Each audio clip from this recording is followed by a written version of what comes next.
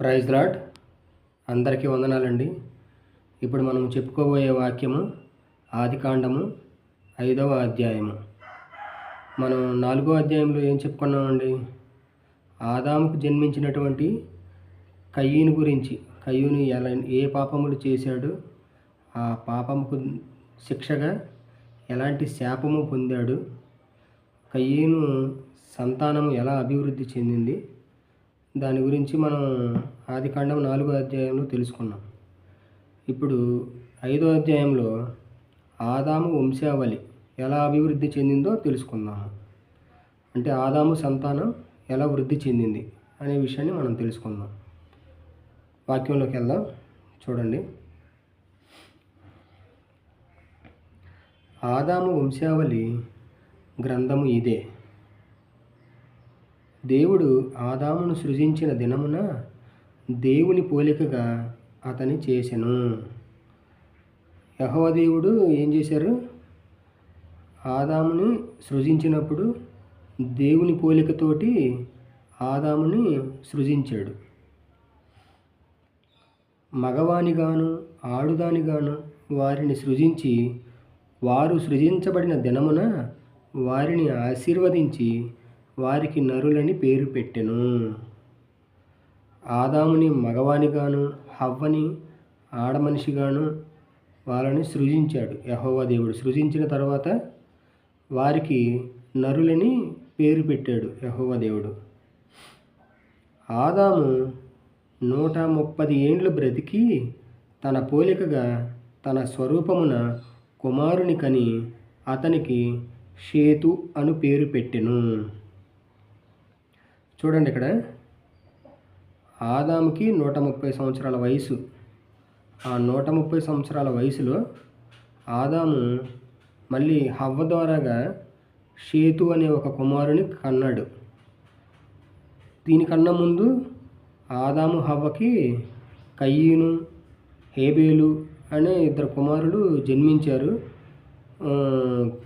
కయ్యను ద్వారాగా హేబేలు చంపబడ్డాడు. కయ్యను చేసిన ఆ పాపమునకి కయ్యను శాపము పొందాడు. ఆ శాపంలో పడి దేశదిమ్మరై తిరిగాడు కయ్యను. ఆదాము హవ్వకి వాళ్ళిద్దరు కుమారుల తర్వాత 3వ కుమారునిగా 130 సంవత్సరాల వయసులో షేతు జన్మించాడు. షేతు దగ్గర నుంచి ఆదాము వంశము ఎలా అభివృద్ధి చెందిందో చూద్దాం. షేతుని కనిన తరువాత ఆదాము బ్రతికిన దినములు 800 ఏండ్లు. అతడు కుమారులను కుమార్తెలను కనెను. ఆదాము బ్రతికిన దినములన్నీ 930 ఏండ్లు. అప్పుడు అతడు మృతి పొందెను. చూడండి, ఇక్కడ షేతుని 130 సంవత్సరాల వయసులో ఆదాము షేతుని కన్నాడు. షేతుని కనిన తర్వాత ఆదాము 800 సంవత్సరాలు బ్రతికాడు. ఇంకా అంటే ఆదాము వయసు ఆయన మృతి చెందే టయానికి 930 సంవత్సరాలు బతికాడు. ఆ రోజుల్లో దేవుడు ఇచ్చినటువంటి గొప్ప వరం. వయసు 100కి 120కి 60కి 80కి చనిపోవడం అనేది అప్పుడు లేదు. అప్పుడు కొన్ని వందల సంవత్సరాలు బతికారు ఒక్కొక్క మానవుడు. అది చూద్దాం, ఇంకా ముందు ముందు వస్తాయి. అయితే షేతుని కనిన తర్వాత ఈ 800 సంవత్సరాల్లో ఆదాము హవ్వ ఇంకా ఎంతోమంది కుమారులని కుమార్తెలని కన్నారు. కానీ అక్కడ షేతు నుంచి వంశం అనేది అభివృద్ధి చెందడం స్టార్ట్ అయింది. అందుకని దేవుడు ఓన్లీ షేతు గురించి తెలియజేస్తున్నాడు మనకి. షేతు ద్వారా సంతానం ఎలా వచ్చిందనేది తెలియజేస్తున్నాడు. అది చూద్దాం. ఆదాము బ్రతికిన దినములన్నీ 930 ఏండ్లు. అప్పుడు అతడు మృతి పొందెను. ఆదాము 930 సంవత్సరాలు బ్రతికి అప్పుడు చనిపోయాడు. షేతు 105 ఏండ్లు బ్రతికి ఎనోషుని కనెను. షేతు 105 సంవత్సరాల వయసులో ఎనోషును అనే ఒక కుమారుని కన్నాడు. ఎనోషు అనే కుమారుడిని. ఎనోషుని కనిన తర్వాత షేతు 800 ఏండ్లు బ్రతికి కుమారులను కుమార్తెలను కనెను. మళ్ళీ షేతు ఎనోషుని కనిన తర్వాత 800 సంవత్సరాలు బ్రతికాడు. బ్రతికి ఎంతోమంది కుమారులని కుమార్తెలని కన్నాడు. ఆ కనిన తర్వాత వాళ్ళందరూ అలాగ భూప్రపంచం మీద ఆదాము కాడి నుంచి మొత్తం అందరూ కుమారులు కుమార్తెలు ఎంతోమంది జన్మించి అలాగా భూప్రపంచం మీద ఎంతోమంది జనాలు విస్తరించారు. ఇప్పుడు షేతు కన్నాడు కదా ఎనోషుని కనిన తర్వాత 800 ఏళ్ళు బ్రతికి కుమారులను కుమార్తెలని ఇంకా ఎంతోమందిని షేతు కన్నాడు. షేతు బ్రతికిన దినములన్నీ ఎన్ని? 912 ఏళ్ళు, అంటే 912 సంవత్సరాలు షేతు బ్రతికాడు. ఆ తర్వాత 912 సంవత్సరాల తర్వాత మృతి చెందాడు. అప్పుడు చనిపోయాడు షేతు. ఎనోషు 900 సంవత్సరములు బ్రతికి కేయినానును కనెను. ఎనోషు ఎన్ని సంవత్సరాలు బ్రతికాడు? 900 సంవత్సరాలు బ్రతికాడు. ఎనోషుకి మొదటగా జన్మించినటువంటి కుమారుడు ఎవరు? కేయినాను. కేయినానుని కనిన తర్వాత ఎనోషు 815 ఏండ్లు బ్రతికి కుమారులను కుమార్తెలను కనెను. ఎనోషు ఏం చేశాడు? ఆ ఎనోషు కూడా ఆ 90 సంవత్సరాల వయసులో కేయినానుని కన్నాడు. కేయినానుని కనిన తర్వాత ఎనోషు 815 సంవత్సరాలు బ్రతికాడు. బ్రతికి కుమారుల్ని కుమార్తెలని ఎంతోమందిని కన్నాడు ఎనోషు కూడా. అప్పుడు మన ఎనోషు ఎన్ని సంవత్సరాలు బ్రతికాడు చూద్దాం. ఎనోషు దినములన్నీ 905 ఏండ్లు, అప్పుడు మృతి పొందెను. ఎనోషు 905 సంవత్సరాలు బ్రతికి అప్పుడు మృతి చెందాడు. కేయినాను 70 ఏండ్లు బ్రతికి మహలలేలును కనెను. కేయినాను 70 సంవత్సరాల వయసులో మహలలేలు అనే ఒక కుమారుని కన్నాడు. మహలలేలుని కనిన తర్వాత కేయినాను 840 ఏండ్లు బ్రతికి కుమారులను కుమార్తెలను కనెను. ఈ కేయినాను మహలేలు అనేటువంటి ఒక కుమారుని 70 సంవత్సరాల వయసులో కన్నాడు. మహలేలుని కనిన తర్వాత ఇంకా ఈ కేయినాను 840 సంవత్సరాలు బ్రతికి ఎంతోమంది కుమారులని కుమార్తెలని కన్నాడు. ఆ తర్వాత ఎన్ని సంవత్సరాలు బ్రతికాడో చూద్దాము. కేయినాను దినములన్నీ 910 ఏండ్లు, అప్పుడు అతడు మృతి పొందెను. కేయినాను 910 సంవత్సరాలు బ్రతికి అప్పుడు మృతి చెందాడు. మహలలేలు 60 ఏండ్లు బ్రతికి ఎరేదును కనెను. మహలలేలు 60 సంవత్సరాల వయసులో ఎరేదును కన్నాడు. ఎరేదును అనే ఒక కుమారుని కన్నాడు. ఎరేదును కనిన తర్వాత ఎవరు ఎరేదు? మహలేలు కుమారుడు. చూడండి, వంశం అలాగా ఆదాము దగ్గర నుంచి, ఆదాము తర్వాత షేతు నుంచి అలాగా ఒకరి తర్వాత ఒకరు వాళ్ళ సంతానం అభివృద్ధి, వంశం అభివృద్ధి ఎలా చెందిందో చూపిస్తున్నాడు. మొదటి కుమారుని గురించి తెలియజేస్తున్నాడు. తర్వాత కూడా ఎంతోమంది కుమారుల్ని కుమార్తెల్ని ఒక్కొక్కరు ఎంతోమందిని కన్నారు. వాళ్ళు వీళ్ళు అందరూ కలిసి ఒక పెద్ద సృష్టి అనేది ఏర్పడింది మానవాళిలో.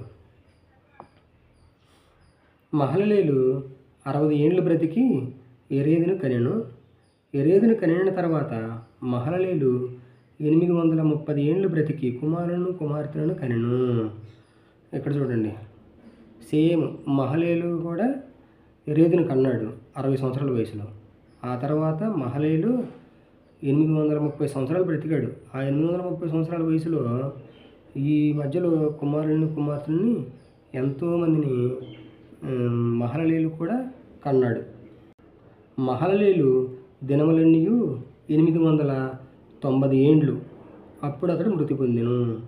మహలలేలు ఎన్ని సంవత్సరాలు బ్రతికాడు? 890 సంవత్సరాలు బ్రతికాడు, అప్పుడు మృతి చెందాడు. చూడండి, ఆ రోజుల్లో ఒక్కొక్కరు వందల సంవత్సరాలు బ్రతికారు. మనం ఇప్పుడు 60 సంవత్సరాలు 70 సంవత్సరాలు కూడా బ్రతకలేకపోతున్నాం. కారణం మనం తీసుకునే ఆహారం, మనం బ్రతికే విధానం. అప్పట్లో వాళ్ళు ఎంతో కష్టపడి చేసి సంపాదించుకొని వాళ్ళ భార్య బిడ్డలను పోషించుకున్నారు. ఇప్పుడు మనం ఉద్యోగాలని లేకపోతే బిజినెస్లని సుఖంగా కూర్చొని సంపాదించాలని మన ఆరోగ్యాన్ని పాడు చేసుకుంటున్నాం. పాడు చేసుకొని 60 సంవత్సరాలకి 70 సంవత్సరాలకి హార్ట్ స్ట్రోక్లని అవి ఇవి అని ఎన్నో రకాలుగా మనం చనిపోవచ్చున్నాము. ఇది గుర్తుపెట్టుకొని ప్రతి ఒక్కరూ కష్టపడి బ్రతకడానికి ప్రయత్నించండి. ఎరేదు 162 ఏండ్లు బ్రతికి హానోకుని కనెను. ఎరేదు 162 సంవత్సరాలు బ్రతికాడు. ఎరేదు 162 సంవత్సరాల వయసులో హానోకుని కన్నాడు. హానోకుని కనిన తర్వాత ఎరేదు 800 ఏండ్లు బ్రతికి కుమారులను కుమార్తెలను కనెను. ఎరేదు ఏం చేశాడు? హానోకుని కన్నాడు. ఇప్పుడు 162 సంవత్సరాల వయసులో హానోకుని కన్నాడు. హానోకుని కనిన తర్వాత ఎరేదు చూడండి, ఇక్కడ ఎరేదు 162 సంవత్సరాల వయసులో హానోకుని కన్నాడు. హానోకుని కనిన తర్వాత ఎరేదు 800 ఏండ్లు బ్రతికాడు. అంటే 800 సంవత్సరాలు బ్రతికి ఎంతోమందిని కుమారులని కుమార్తెలని కన్నాడు. కనిన తర్వాత ఆయన బ్రతికిన దినములన్నీ ఎన్నంటే ఎరేదు దినములన్నీ 962 ఏండ్లు. అప్పుడు అతను మృతి పొందెను. చూడండి, ఆదాము దగ్గర నుంచి మొదలేసుకొని ఇప్పటి వరకు వచ్చిన వాళ్ళల్లో అతి ఎక్కువ వయసు, ఎక్కువ సంవత్సరాలు బ్రతికింది ఈయనే ఎరేదు. 962 సంవత్సరాలు బ్రతికాడు. బ్రతికి ఎంతోమందిని కుమారులను కుమార్తెలని ఈయన కన్నాడు. తర్వాత హానోకు, ఈ ఎరేదు కుమారుడు హానోకు ఉన్నాడు కదా, హానోకు గురించి చూద్దాం. హానోకు 65 ఏండ్లు బ్రతికి మెతూషేలుని కనెను. హానోకు 65 సంవత్సరాల వయసులో మెతూషేలుని కన్నాడు. హానోకు మెతూషేలుని కనిన తర్వాత 300 ఏండ్లు దేవునితో నడుచుచు కుమారులను కుమార్తెలను కనెను. ఇప్పటి వరకు వచ్చిన వాళ్ళల్లో హానోకు 65 సంవత్సరాల వయసులో మెతూషేలుని కన్నాడు. కనిన తర్వాత హానోకు దేవునితో సహవాసం చేశాడు. యెహోవా దేవునితో కలిసి నడిచాడు. అంటే ఆయనతోటి జీవించాడు అనమాట. అలా జీవిస్తూ ఈయన ఈ 300 ఏండ్ల వయసులో కుమారుల్ని కుమార్తెల్ని కన్నాడు. హానోకు దినములన్నీ 360 ఏండ్లు. హానోకు ఎన్ని సంవత్సరాలు బ్రతికాడు? 360 సంవత్సరాలు బ్రతికాడు. ఇక్కడ ఇప్పటి వరకు వచ్చిన వాళ్ళల్లో దేవునితో సహవాసం చేస్తూ దేవునితో నడిచిన వ్యక్తి హానోకు. అందుకే హానోకు పేరు కూడా చాలామంది పెట్టుకుంటూ ఉంటారు రియల్ లైఫ్లో. హానోకు దేవునితో నడిచిన తర్వాత దేవుడు అతన్ని తీసుకుని పోయిన కనుక అతడు లేకపోయిను. యెహోవా దేవుడికి ఇష్టమైనటువంటి బిడ్డగా హానోకు బ్రతికాడు కాబట్టి యెహోవా దేవుడు హానోకుని త్వరగా తీసుకెళ్ళిపోయాడు. ఆయనకి నచ్చిన బిడ్డ కాబట్టి ఆయన దగ్గర హానోకు అక్కడ విశ్రాంతి తీసుకుంటూ ఆయన పరలోక రాజ్యంలో ఎంతో ప్రశాంతమైన జీవితాన్ని గడపడం కోసం యెహోవా దేవుడు తీసుకుని వెళ్ళిపోయాడు అనమాట. తర్వాత మెతూషెల 180 ఏండ్లు బ్రతికి లెమెకును కనెను. ఈ హానోకు కుమారుడు మెతూషెల ఉన్నాడు కదా, మెతూషెల 182 ఏండ్ల వయసులో లెమెకును కన్నాడు. చూడండి, లెమెకు అనే పేరు 4వ అధ్యాయంలో కూడా వచ్చింది. లెమెకు అక్కడ 2 భార్యలను చేసుకుంటూ, ఆదా సిల్లా అనే 2 భార్యలను చేసుకుంటూ వాళ్ళకి యాబాలు యూబాలు అనే కుమారులు పుట్టారు. ఇక్కడ మళ్ళీ లెమెకు అని వచ్చాడు. అంటే వంశావళి. మామూలుగా అంటారు కదా, ఇప్పుడు మన పెద్దవారి పేర్లే గుర్తుగా మనకి పెడుతున్నారనేసి, అదే రీతిగా అంతకుముందు వాళ్ళ పేర్లు వీళ్ళు కూడా పెట్టుకుంటున్నారనమాట. మెతూషెల లెమెకును కనిన తర్వాత 782 ఏండ్లు బ్రతికి కుమారులను కుమార్తెలను కనెను. మెతూషెల లెమెకుని కన్నాడు. లెమెకుని ఇప్పుడు 182 సంవత్సరాల వయసులో కన్నాడు. కనిన తర్వాత మళ్ళీ 782 సంవత్సరాలు బ్రతికాడు కనిన తర్వాత. అప్పుడు ఆయన మొత్తం ఎన్ని దినములు బ్రతికాడు చూడండి. మెతుషెల దినములన్నీ 969 ఏండ్లు. అప్పుడు అతడు మృతి పొందెను. ఈయన 969 సంవత్సరాలు బ్రతికాడు. అంటే మెతుషెల ఇంకా ఎక్కువ వయసు. అంతకుముందు 962 ఏళ్ళేమో ఈయన బతికాడు. ఎవరు? హెరోదు 962 సంవత్సరాలు బ్రతికితే మెతుషెల మాత్రం 969 సంవత్సరాలు బ్రతికాడు. అంటే ఇప్పటి వరకు బతికిన వాళ్ళలో ఈయనే ఎక్కువ కాలం జీవించాడు. ఆయనకన్నా ఈయన 7 సంవత్సరాలు ఎక్కువ బ్రతికాడు అనమాట. లెమెకు 182 ఏండ్లు బ్రతికి ఒక కుమారుని కనెను. లెమెకు ఏం చేశాడు?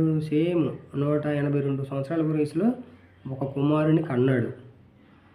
అప్పుడు తర్వాత ఏం జరిగింది చూడండి.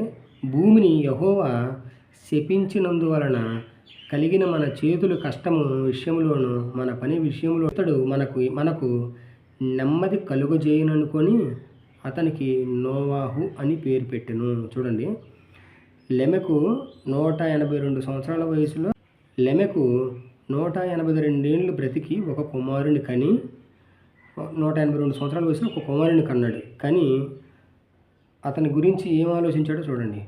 భూమిని యెహోవా శపించినందువలన కలిగిన మన చేతుల కష్టము విషయములోను మన పని విషయములోను ఇతడు మనకి నెమ్మది కలగజేయననుకొని అతనికి నోవాహు అని పేరు పెట్టెను. అంటే ఆదాము దగ్గర నుంచి కూడా అందరూ అప్పుడు ఏదైనా తోటలో ఆదాముని హవ్వని శపించడం వల్లనే వాళ్ళ తోటని విడిచిపెట్టి బయటకు వచ్చి కష్టపడి పని చేసుకొని బతుకుతున్నారు. అలాగా అక్కడి నుంచి మొదలుపెట్టుకొని వాళ్ళ వంశం మొత్తం కూడా అలాగా కష్టపడి బ్రతుకుతూనే ఉన్నారు. కాబట్టి ఇక్కడ ఈ లెమెకు ఏం చేశాడు? లెమెకు కనిన కుమారునికి నోవాహు అని పేరు పెట్టాడు. నోవాహు అని పేరు పెట్టి ఈ నోవాహు వలన ఒక మంచి అనేది జరుగుద్దనేసి యెహోవా దేవునికి అనుకూలమైన బిడ్డగా ఉంటాడనేసి నోవాహు వాళ్ళు అప్పటి వరకు పడుతున్నటువంటి ఆ కష్టం నుంచి మాకు విడుదల దయచేయి దేవుడా అనేసి నోవాహు రూపంలో యెహోవా దేవుడిని లెమెకు వేడుకుంటున్నాడు అనమాట. నోవాహు అని పేరు పెట్టిన తర్వాత లెమెకు నోవాహుని కనిన తర్వాత లెమెకు దినములన్నీ 770 ఏండ్లు. అప్పుడు అతడు మృతి పొందెను. ఇక్కడ లెమెకు ఎన్ని సంవత్సరాలు బ్రతికాడు? 770 సంవత్సరాలు బ్రతికాడు. 770 సంవత్సరాలు బ్రతికి మృతి పొందాడు అనమాట. అప్పుడు నోవాహు 500 ఏండ్లు గలవాడై షేమును హామును యాపేతును కనెను. నోవాహు అంటే లెమెకు కుమారుడు నోవాహు అన్నాడు కదా, ఆయనకి తర్వాత 500 సంవత్సరాల వయసు. ఆ 500 సంవత్సరాల వయసుకు వచ్చేసరికి 3 కుమారులతోటి ఉన్నాడు. 3 కుమారులను కన్నాడు. వారి పేర్లు షేమును హాము యాపేతు. షేము హాము యాపేతు అనే 3 కుమారుల్ని కన్నాడు అనమాట. ఈ షేము హాము యాపేతు ఈ నోవాహు కుమారులు కదా, వీరి ద్వారాగా ఇప్పుడు ప్రజెంట్ ఉన్నటువంటి ప్రపంచం అంతా విస్తరించి ఉంది. అది మనం 6వ అధ్యాయంలో చూద్దామండి. అది మనం నెక్స్ట్ వీడియోలో చూద్దాం. ఈ వాక్యదానాన్ని దేవుడు దీవించును గాక. Praise the Lord. అందరికీ వందనాలు.